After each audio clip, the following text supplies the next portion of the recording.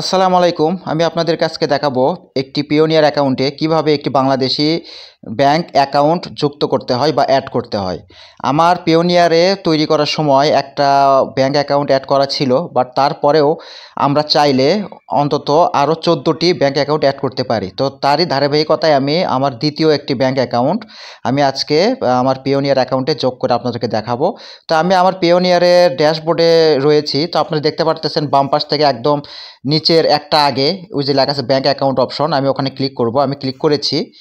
Click করার পরে যে দেখেন একটা বাম পাশে ব্যাঙ্ক অ্যাকাউন্ট ফর উইথড্রল, এখানে ক্লিক করলাম। ক্লিক করার পরে এরকম একটা ইন্টারফেস আসবে, একটু সময় দিতে হবে। আপনারা এখান থেকে চাইলে যে একটু নিচের দিকে যেতে পারেন, ওখানে কোথাও ক্লিক না করে নিচের দিকে গেলে দেখবেন এই যে নিচে একদম বাম পাশে লেখা আছে অ্যাড ব্যাঙ্ক অ্যাকাউন্ট, নীল কালার দেখেন, ওইখানে আপনি ক্লিক করতে পারেন, অথবা ওই যে একটু উপরের দিকে আছে ইওর অ্যাকাউন্ট, ওখানেও ক্লিক করতে পারেন। হ্যাঁ, তো যে কোনো জায়গায় একটা জায়গায় ক্লিক করলে হবে, সমস্যা নাই। তো আমি যে আমার কার্সারের দিকে খেয়াল করেন, আমি যে ওখান থেকে ক্লিক করলাম। তো ক্লিক করার পরে দেখেন আমার ডাচ বাংলা ব্যাংকের একটা অ্যাকাউন্ট এখানে অলরেডি অ্যাড করা রয়েছে এবং সেটা ভেরিফাইড এবং অ্যাক্টিভ। আপনারা খেয়াল করতেছেন যে নীল কালার ভেরিফাইড লেখা আছে। তো আমি যে এই পাশে উপরে ডান পাশে উপরে থেকে যে অ্যাড ব্যাঙ্ক অ্যাকাউন্ট, ওখানে দেখেন 14 এবং 15, মানে আপনার 15টার মধ্যে একটা অ্যাড করা আছে, তাই আমি 14টা অ্যাড করতে পারবো। তো আমি আবার ক্লিক করলাম। ক্লিক করার পরে যে আমার ব্যাঙ্ক অ্যাকাউন্টের ডিটেলসগুলো দিতে হবে। তো এখানে একটা জিনিস খেয়াল রাখেন, ওরা বাংলাদেশ অটোমেটিক সিলেক্ট করে রেখেছে আমার কান্ট্রি, এবং নিচ থেকে কারেন্সি অবশ্যই বিডিটি করবেন, অবশ্যই বিডিটি করবেন, তারপরে নেক্সটে ক্লিক করবেন, ঠিক আছে? এবং ওপরে কিন্তু পার্সোনাল রাখবেন, বিজনেস দিবেন না। হ্যাঁ, নেক্সট ক্লিক করবেন। নেক্সট ক্লিক করার পরে যে আপনার বা সব কিছু ডিটেলস লেখার জন্য চলে আসবে। তো আমি আমার ব্যাংকের নাম সিলেক্ট করব। আমি এখান থেকে আমার পূবালী ব্যাংক অ্যাকাউন্ট, তাই আমি সেই পূবালী ব্যাংকটা এখান থেকে সিলেক্ট করে নিব, এবং এখানে আমার ব্যাংকের ব্রাঞ্চ নেম সম্ভবত আমার এলাকার যে নামটা সেটা আমাকে লিখতে হবে। তো আমি সেটা খুব সুন্দরভাবে লিখব। তো যাই হোক, আমি ভিডিওটা একটু ফরওয়ার্ড করেছি, ফাস্ট ফরওয়ার্ড করেছি। তো এবার আমি আমার নাম লিখলাম। তো এখানে একটা জিনিস খেয়াল রাখবেন, আপনাদের নামের পরে যে ফুল স্টপ বা ডট থাকে সেটা দেওয়া যাবে না। এই যে নিচে দেখেন লাল কালিতে আমাকে সিগন্যাল দিয়েছে। তো আমার যে এমডি তারপর একটা ফুল স্টপ বা ডট ছিল, ওইটা আমাকে তুলে দিতে হচ্ছে। আর আমি এখানে আরেকটা কাজ করেছি, সেটা হচ্ছে আমার নাম এবং ব্রাঞ্চের নাম যেটা আর কি, সেটা আমি বড় হাতের অক্ষর দিয়ে লিখবো, কারণ আমার ব্যাঙ্ক স্টেটমেন্টে এই সবগুলো আমার নাম এবং ব্রাঞ্চের নাম সব বড় হাতের রয়েছে। কারণ পরবর্তীতে ব্যাঙ্ক স্টেটমেন্টের ছবি আপলোড করা লাগলে হয়তো বা বড় হাতের ওইটা ওরা খেয়াল করতে পারে। তো ছোটো হাতে দিলেও ক্ষতি নাই, আপনার প্রবলেম হবে না, বাট আমি একটু বেশি সেফ থাকার কারণে আমি সবগুলো বড় হাতে দিয়ে লিখলাম। আপনারাও চাইলে বড় হাতেরই লিখতে পারেন, আর ছোটো হাতে দেওয়া থাকলে স্টেটমেন্টে বা সার্টিফিকেটে, ব্যাঙ্ক সার্টিফিকেট, সেটা আপনারা ছোটো হাতে লিখবেন। তো ওইটা কি সেটা আবার আমি পরে আরেকদিন একটা ভিডিওতে আলোচনা করবো, জাস্ট আজকে একটু খেয়াল করেন।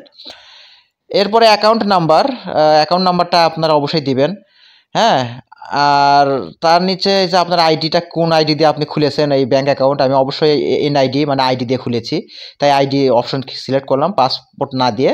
আর নিচে আমার আইডি নাম্বারটা আমি লিখলাম, মানে আমার ন্যাশনাল আইডি কার্ড যেটা, ঠিক আছে?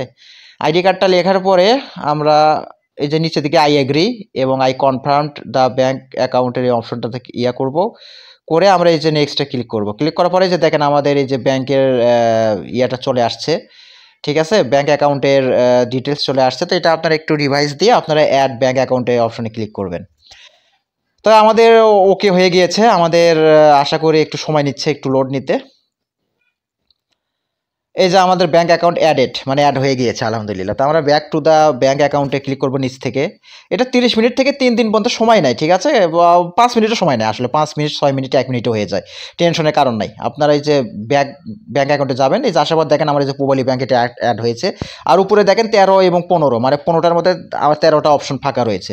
আর একটা জিনিস খেয়াল রাখেন, এই পাশে কিন্তু আমার ডাচ বাংলা ব্যাংকের ওখানে কিন্তু নীল কালার ভেরিফাইড করা আছে, কিন্তু এটাতে নাই। কারণ এইখানে যতগুলো ব্যাঙ্কে অ্যাকাউন্ট অ্যাড করেন না কেন, অন্ততপক্ষে একটা ব্যাঙ্ক অ্যাকাউন্ট আপনার ভেরিফাই থাকলেই হবে, সবগুলো ভেরিফাই না করলেও চলে। তো ভেরিফাই করার অপশন সিস্টেমটাও একটা খুব ভালো সিস্টেম, তো সেটা আমি অন্য একটা ভিডিওতে আলোচনা করব।